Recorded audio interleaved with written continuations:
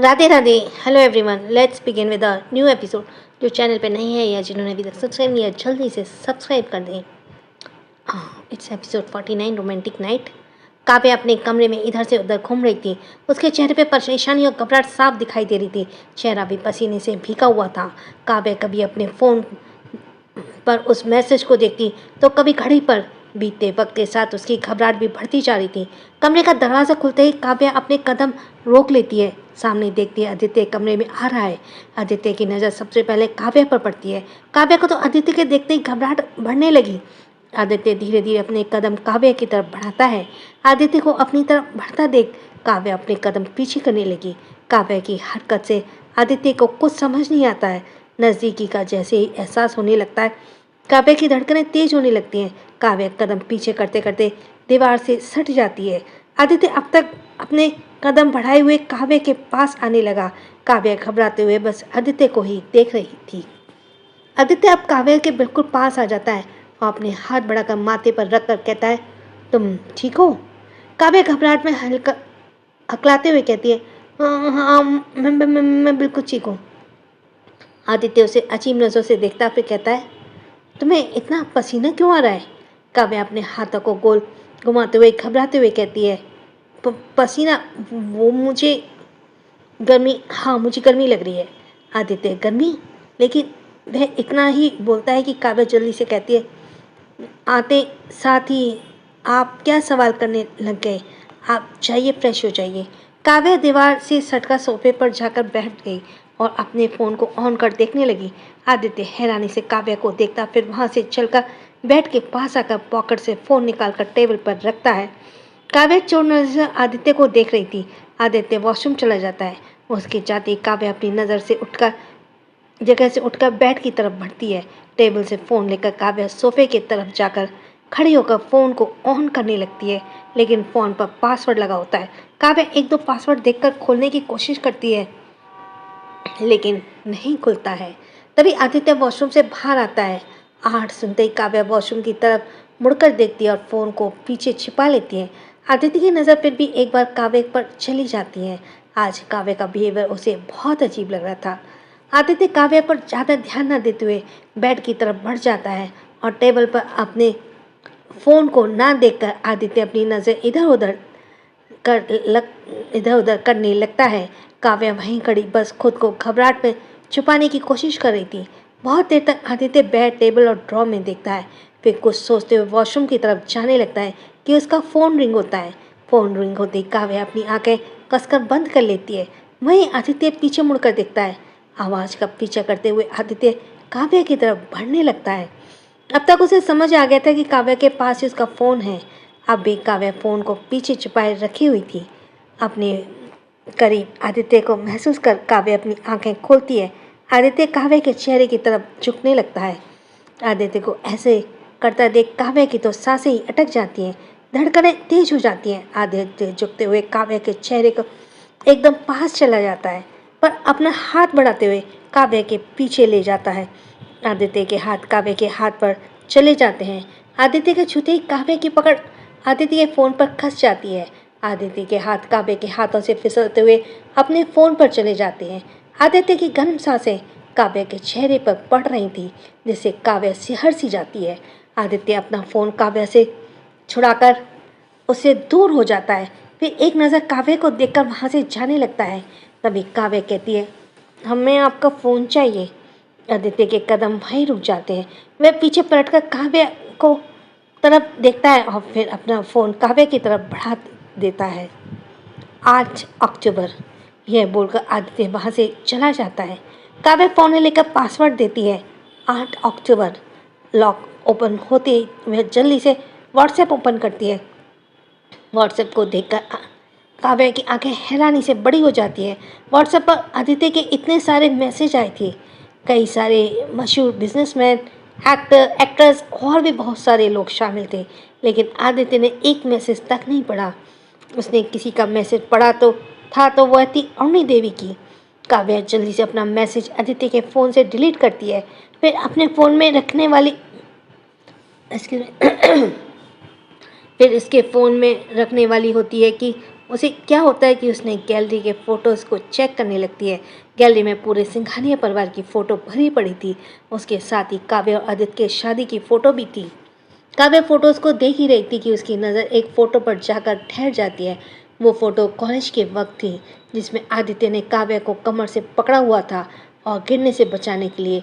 उस वक्त काव्य ने एक टॉप पहनी थी और नीचे लॉन्ग स्कर्ट पहनी थी। टॉप थोड़ी छोटी थी, जिससे आदित्य के हाथ काव्य के खुले कमर पर थी। दोनों एक दूसरे को एक टक देख रहे थे। यह देखते ही काव्य उस पल में पूरी तरह से खो जाती है। आदित्य काव्य को कमर से पकड़ा हुआ था। तभी अचानक आदित्य काव्य को छोड़ देता है, जिससे काव्य नीचे गिर जाती है। आदित्य वहां से सीधे कॉलेज के बाहर निकल जाता है। काव्य अपना कमर पकड़कर उठ जाती है और कॉलेज के एंट्रेंस गेट की तरफ देखकर कहती है, अगर गिरना ही था तो पकड़ने की क्या जरूरत थी? गिराना ही था तो पकड़ने की क्या जरूरत थी, खड़ूस कहीं का।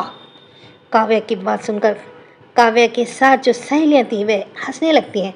काव्य उन्हें घूरते हुए देखती है और उनमें से एक अपना फ़ोन दिखाते हुए कहती है, अरे देखना यार, तुम दोनों साथ में कितने क्यूट लग रहे हो, बिल्कुल एक कपल की तरह। काव्य हैरानी से, तूने कब खींची? उसकी सहेली प्राउड करते बोली, यही तो मेरा टैलेंट है। जब तुम दोनों एक दूसरे के नज़रों में खोए थे तब मैंने खींच ली। काव्य इसी डिलीट कर जल्दी। उसकी सहेली ने ना में सर हिलाते हुए कहती है, बिल्कुल नहीं। अरे यार, देख नहीं रही कितने अच्छे लग रहे हो तुम दोनों। फ्यूचर में कभी साथ हुए तो यह देखकर कॉलेज की यादों को ताज़ा कर लेना। मैं तो सोच रही हूँ इसका पोस्टर बनवा लूँ और बड़े अक्षरों में लिख दूँ, unexpected love birds, mister Aditya Singhania and miss Kavya Trivedi. Kavya उनकी बात सुनकर चिढ़ जाती है और कहती है, ऐसा किया ना तो फिर कल ही यहाँ तेरे फोटो पर हाथ चढ़ा दूंगी और सारे स्टूडेंट्स तेरी आत्मा की शांति के लिए प्रार्थना कर रहे होंगे। काव्या की बात सुनकर सब सहेलियाँ हंसने लगती हैं और उस लड़की का मुंह बच जाता है। काव्या कुछ सोचती है फिर कहती है, और एक बात, ये जो अभी हुआ ना, पिया को मत बताइयो, वरना वो तो पूरा दिन मेरा दिमाग खराब कर देगी। यह सब यादें करते हुए काव्या एकदम से अपने बीते दिनों से बाहर आती है। फिर जल्दी से अपना फ़ोन निकालकर गैलरी में चेक करती है और उसके पास भी वही फ़ोटो थी जो आदित्य के फ़ोन में थी, लेकिन डायरेक्शन थोड़ी अलग थी। काव्या का ध्यान एक और चीज़ पर चली जाती है, वह थी डेट ऑफ फोटो। उस फोटो की डेट थी 8 अक्टूबर। काव्या अपने फ़ोन पर भी चेक करती है तो उसमें भी सेम ही डेट थी। मतलब ये वही दिन था जब आदित्य ने काव्य को छुआ था। काव्य अब सोच में पड़ जाती है कि आखिर आदित्य ने इस डेट का अपना पासवर्ड में क्यों रखा है। बहुत देर सोचने के बाद वह मान लेती है कि शायद ये वो साल ना हो जिस साल ये फ़ोटो खींची गई हो सकता है 8 अक्टूबर आदित्य के बहुत खास दिन हो, लेकिन काव्य को रह रहकर उसी दिन की याद आ रही थी और उससे मन ही मन ये भी लग रहा था कि वही वह दिन था जो आदित्य के लिए बहुत खास था। जो भी हो, ये बात तो आदित्य ही बता सकता था। काव्य अपनी जगह से उठकर आदित्य के फ़ोन को टेबल पर रखती है, फिर डिनर के लिए नीचे चली जाती है। रात के समय आदित्य बेड पर सोया हुआ था और काव्य इधर से उधर करवट लिए जा रही थी। उसे रह रहकर वही बात याद आ रही थी कि आखिर आदित्य ने 8 अक्टूबर पासवर्ड क्यों रखा। आंखें बंद तो हो रही थी, लेकिन नींद कोसों दूर थी। काव्य आदित्य की तरफ पीठ करके लेट जाती है। कुछ ही पल में फिर वह आदित्य की तरफ पलट जाती है। फिर क्या होता है, फिर से पीठ करके लेट जाती है। तभी अचानक आदित्य काव्य का कमर पकड़ अपनी तरफ पलट देता है। आदित्य के छूते काव्य के शरीर में सिरहन सी दौड़ती है। काव्य अपनी बड़ी बड़ी आंखों से आदित्य को देख रही थी। आदित्य के खींचने से दोनों ही बहुत पास आ गए थे। आदित्य की आंखें भी खुली हुई थी। काव्य के बार बार करवट बदलते रहने से आदित्य की भी नींद नहीं आई थी। आदित्य काव्य की आंखों में देखते हुए पूछता है, क्या हुआ, तुम सो क्यों नहीं रही? काव्य मन में, क्या मैं इन्हें पूछ लूँ या रहने दूँ? मुझे नहीं लगता मुझे पूछना चाहिए। अगर नहीं पूछी तो फिर आज मुझे नींद नहीं आएगी। एक काम करती हूँ, पूछ ही लेती हूँ। इतना बोलकर काव्य आदित्य की तरफ देखती है, आदित्य की तरफ, और जो उसे उसे अजीब नज़रों से ही देखे जा रहा था। काव्य थोड़ा घबराते बोली, पहले आप वादा कीजिए कि आप बिना सवाल किए जवाब देंगे और बात को नहीं टालेंगे। आदित्य, ठीक है। काव्य, वो आपने अपना पासवर्ड। काव्या इतना ही बोलती कि आदित्य सपाट से बोलता है, तुम्हें ये सब जानने की कोशिश ज़रूरत नहीं है। काव्या का मासूम सा चेहरा मुंह बन जाता है। वह कहती है, आपने वादा किया था कि आप बात नहीं टालेंगे। Sorry, excuse me. आदित्य तुरंत कहता है, फालतू के सवालों के जवाब नहीं है मेरे पास। यह सुनते ही काव्या नाराज़गी से आदित्य के हाथ को अपने कमर से हटाती है और बेड से उठकर बालकनी की तरफ चली जाती है। आदित्य काव्य की इस हरकत से गहरी सांस लेता है और उठकर बालकनी की तरफ जाता है। काव्या बालकनी से रात के नज़ारे को देख रही थी। आदित्य बिना वक्त गवाए काव्या को गोद में उठा लेता है। काव्या नीचे उतरते ही कोशिश करती है, छोड़िए मुझे, आप फालतू लोगों के पीछे अपना समय क्यों बर्बाद कर रहे हैं। आदित्य काव्या की सारी बातों को इग्नोर करके उसे बेड पर लेटा देता है। काव्या फिर से उठने की कोशिश करती है तो आदित्य काव्या की उंगलियों में अपनी उंगली फंसाते हुए उसकी तरफ झुकने लगता है। काव्या को अपनी ओर झुकता देख काव्या धीरे धीरे पीछे होकर बेड पर लेट जाती है। काव्या थोड़ी नाराज़गी में कहती है, जब देखिए हर वक्त मुझे चुप करा देते हैं, जिस सवाल का जवाब देने का मन करता है वही देते हैं। आदित्य काव्य की आंखों में देखते हुए कहती है, 2 साल पहले 8 अक्टूबर मेरे लिए बहुत ज़्यादा खास दिन था। जैसे ही काव्य यह सुनती है उसकी धड़कनें तेज हो जाती हैं। यह वही कॉलेज का दिन था।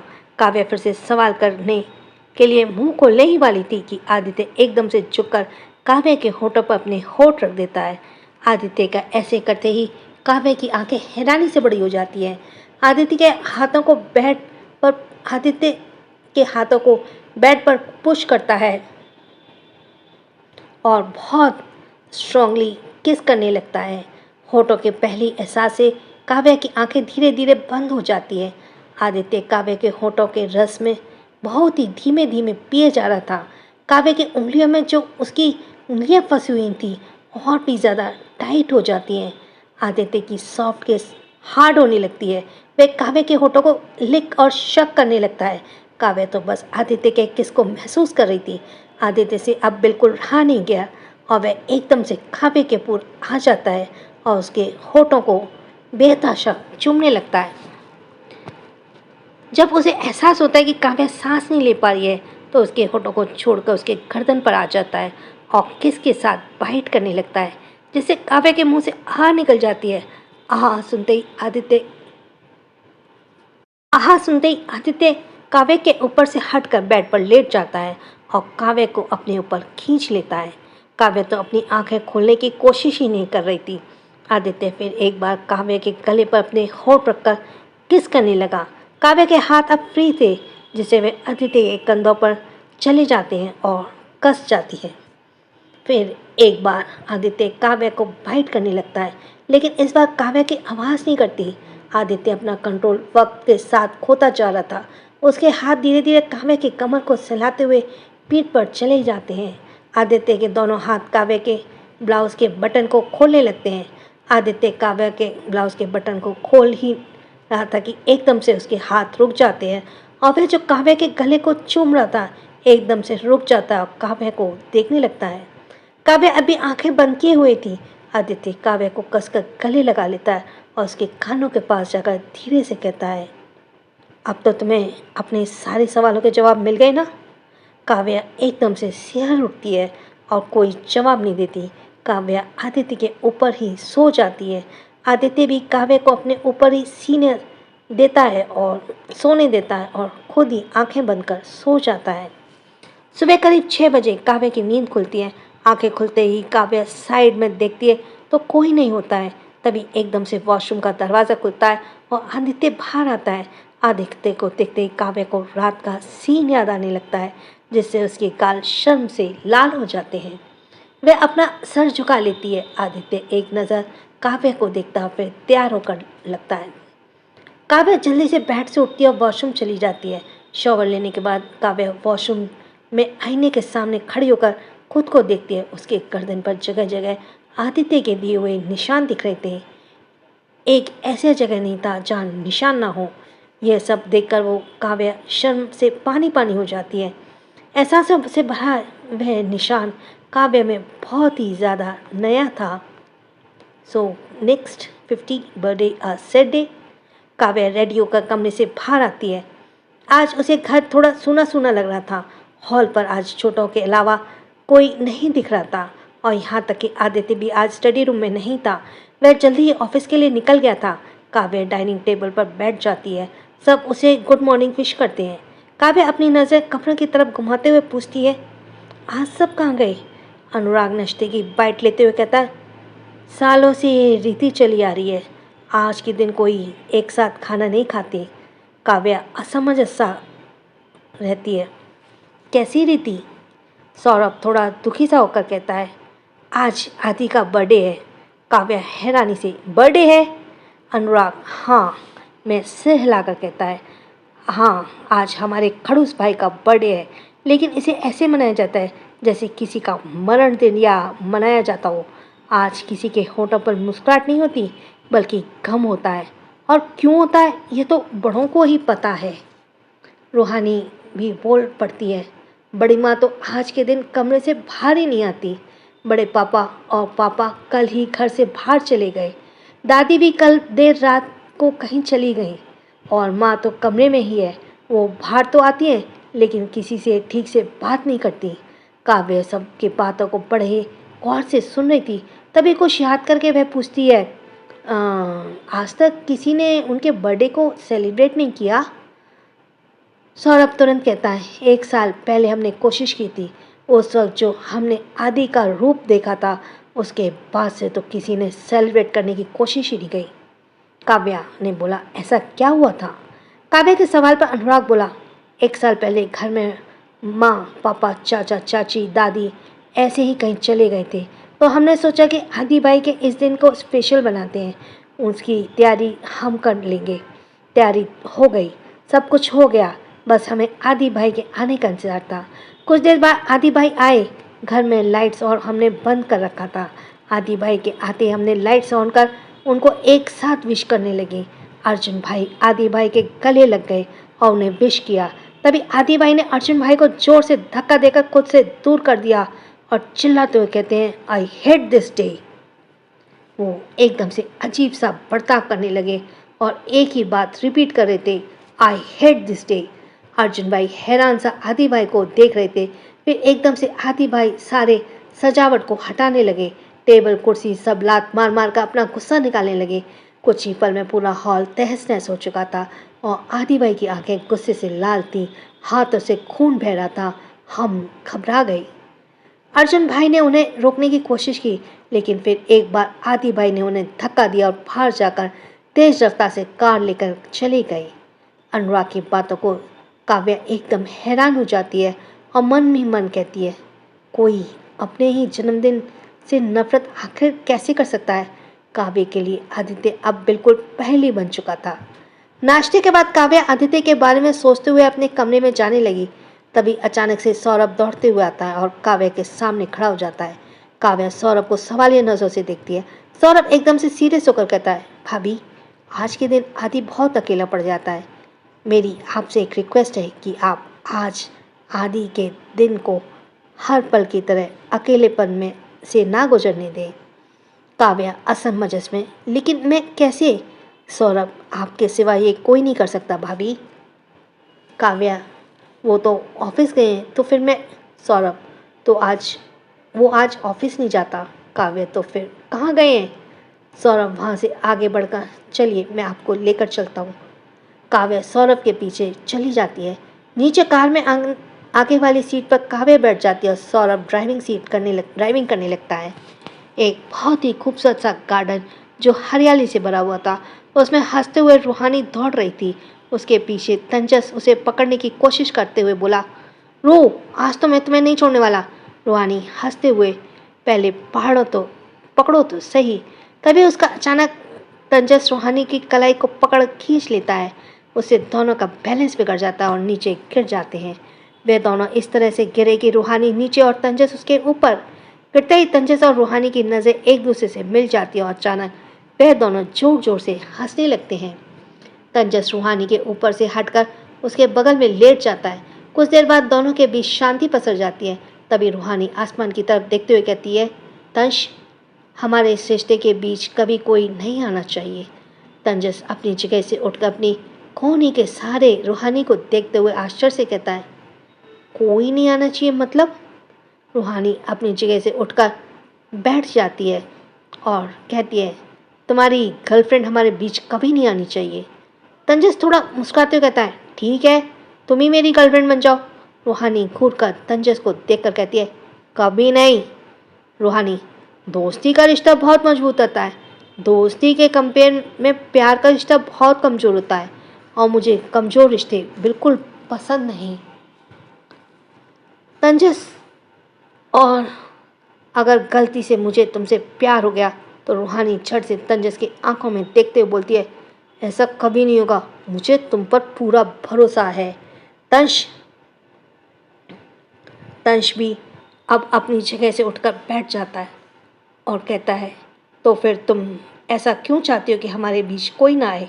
रूहानी एकदम से चुप हो जाती है। रूहानी को चुप देखकर तंजस फिर कहता है, हम दोनों के बीच तो हमेशा दोस्ती का रिश्ता होगा, तो फिर मेरी गर्लफ्रेंड के बीच में आने का सवाल ही नहीं उठता।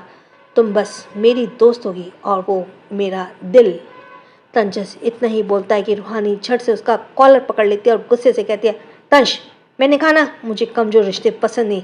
तुम्हारी गर्लफ्रेंड के आने से हमारे बीच बहुत कुछ बदल जाएगा। तुम मुझे टाइम नहीं दे पाओगे, हम कभी मिल नहीं पाएंगे और इन सब में हमारा रिश्ता ख़त्म हो जाएगा और ये मुझसे बर्दाश्त नहीं होगा।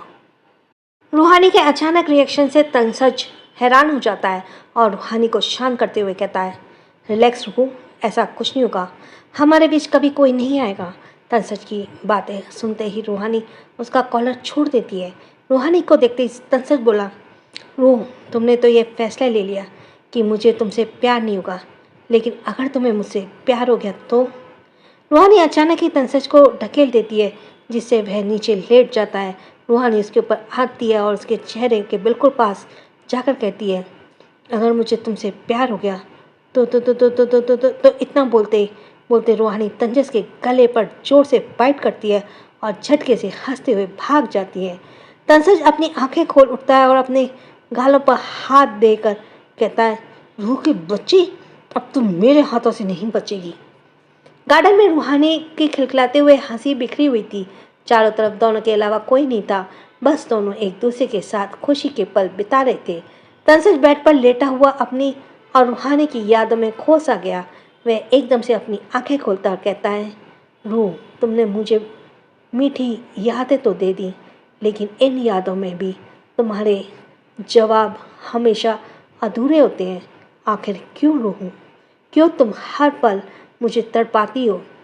यह सब बोलते ही तंसज की आंखों में दर्द दिखने लगता है। सौरभ एक जगह पर अपनी कार रोकता है। चारों तरफ ना कोई घर था और ना कोई इंसान, बस हरियाली से घिरी जगह और कुछ चट्टानें थीं। चट्टानों को चीरते हुए नदी बह रही थी। काव्य कार को उतरती और सौरभ की कार से उतारती है और काव्य को देखते हुए आंखों से चट्टानों की तरफ देखते हुए इशारा करती है। काव्य चट्टानों की तरफ देखती है तो वहाँ पर आदित्य एक झुका बैठा हुआ था। सौरभ कार में बैठकर वहाँ से चला जाता है और कॉल करके बोलता है, दादी, आपने जैसा कहा था मैंने वैसा कर दिया है। इधर काव्य अपने कदम बढ़ाते हुए आदित्य के पास पहुँच जाती है और बिना कुछ बोले उसके सामने बैठ जाती है। आदित्य वैसे ही सर झुकाए कहता है, तुम्हें यहाँ नहीं आना चाहिए था। काव्य भी झट से बड़ी नरमी के जवाब देती है, क्यों, आप भी तो मेरे पति हैं, मैं आपकी पत्नी नहीं हूँ? ये आप ही मेरे अकेलेपन को दूर कर सकते हैं। नहीं, मेरे लिए कुछ भी करने का हक सिर्फ आपको है, मुझे नहीं। काव्य की बोलते ही आदित्य उसे देखने लगता है। काव्य जैसे ही आदित्य की आंखों में देखती है तो एकदम से सहम जाती है। आदित्य की आंखें एकदम लाल थी गुस्से और आंसुओं को रोकने की वजह से, फिर भी काव्य कुछ नहीं बोलती और सामने देखने लगती है। आदित्य भी सामने देखने लगता है। उसके बीच की खामोशी में दिन कब ढल जाता है पता ही नहीं चलता। आदित्य अपनी जगह से उठकर कहता है, चलो घर चलते हैं। काव्य भी अपनी जगह से खड़ी होती है। आदित्य आगे आगे चलता और काव्य भी उसके पीछे पीछे चल जाती है। कुछ ही देर में दोनों विला पहुंच जाते हैं। आदित्य बिना कुछ कहे बाहर निकलकर विला में चला जाता है। काव्य भी कार से उतरकर अंदर चली जाती है। अनुराग के कहे मुताबिक डिनर के लिए भी कोई आने वाला नहीं था। काव्य डिनर करके ऊपर चली जाती है। आदित्य इधर उधर करवट लिए सोने की कोशिश कर रहा था। यह देखकर काव्य सीधे बेड पर उसके बहुत करीब लेट जाती है और उसे बाहों में भर लेती है। आदित्य उसे देखने लगता है तो काव्य कहती है, आपको इसकी ज़रूरत है। आदित्य काव्य के हाथों पर अपने ऊपर से हटा देता है, जिससे काव्य को लगता है कि आदित्य उसके इस तरह करने से नाराज़ हो गया।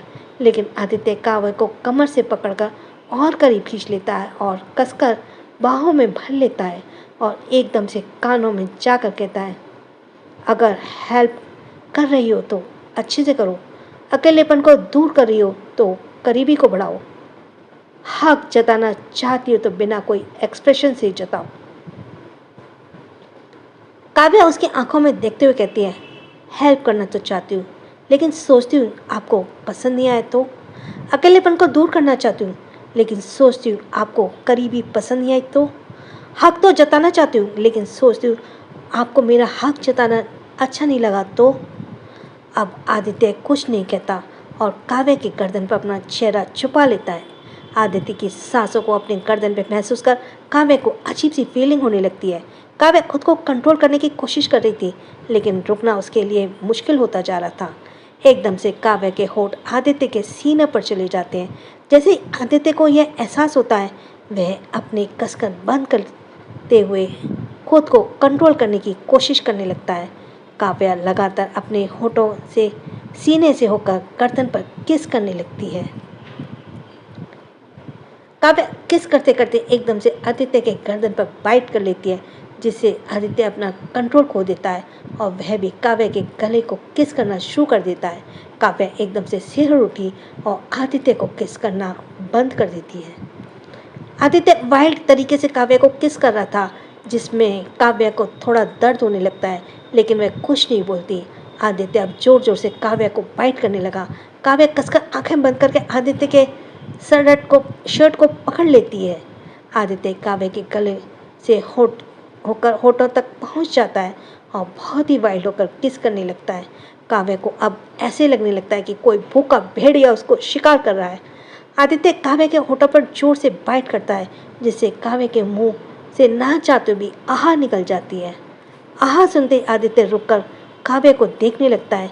काव्य को होठों से अब खून बह रहा था। यह देखकर आदित्य काव्य के होठों से खून को जीभ से चाटने लगता है। होठों के स्पर्श से आदित्य फिर उत्तेजित होता है और फिर से किस करने लगता है। काव्य की तो कुछ बोलने की हिम्मत ही नहीं हो रही थी। अचानक से आदित्य को काव्य के सिसकने की आवाज़ आती है। आदित्य काव्य के होठ को छोड़कर उसके दोनों होठों को छोड़कर उसको देखने लगता है। काव्य की आंखों में आंसू बह रहे थे। यह देखकर आदित्य की गुस्से से मुट्ठी कस जाती है। उसे खुद पर ही गुस्सा आने लगता है कि वह ऐसे खुद का कंट्रोल कैसे खो जाता है। वैसे तो काव्य के थोड़े करीब आते ही आदित्य अपने आप को बिल्कुल कंट्रोल नहीं कर पाता, लेकिन वह कंट्रोल करता था। आदित्य काव्य के गालों से आंसुओं को पोंछता है, झुककर उसके पलकों को चूम लेता है और कसकर भाव में भर लेता है। आदित्य थोड़ा रूड होकर बोलता है, आइंदा से मेरे करीब आने की कोशिश मत करना। काव्य अचानक चिल्ला उठती है, मुझे बहुत दर्द हो रहा है। आदित्य काव्य के चेहरे को देखते और एकदम से काव्य का चेहरा मुरझा जाता है। आदित्य को कुछ अजीब सा लगता है। आदित्य काव्य को उठाने की कोशिश करने लगती है, लेकिन काव्य नहीं उठती। वह बेहोश हो चुकी थी। काव्य की हालत से आदित्य घबरा जाता है और सामने रखा गिलास का पानी छिड़कता है। होश में आते काव्य दर्द से करा उठती है, मुझे बहुत दर्द हो रहा है। आदित्य को हिलाते हुए कहती है, प्लीज़ कुछ कीजिए, मुझे बहुत दर्द हो रहा है, मैं मर जाऊंगी। आदित्य को समझ ही नहीं पाता कि अचानक से काव्य को हुआ क्या है। काव्य फिर से एक बार बेहोश हो जाती है। काव्य घबराते हुए कहती है, आदित्य घबराते हुए कहता है, wifey please get up, open your eyes. पर काव्य नहीं उठती। आदित्य जल्दी से कमरे से बाहर जाता है और सौरभ को बुलाकर लाता है। पहले तो सौरभ काव्य की हालत देखकर दंग रह जाता है, क्योंकि काव्य के गर्दन पर लव बाइट्स के निशान दिख रहे थे और होंठ भी बिल्कुल सूजे हुए थे। सौरभ घूमकर आदित्य को देखता है, जैसे कह रहा हो, रोमांस करते करते बेहोश कर दिया और अब इतना घबरा रहा है। आदित्य की नज़रें हटकर सौरभ काव्य के चेक करता है तो एकदम से उसका चेहरा गंभीर हो जाता है।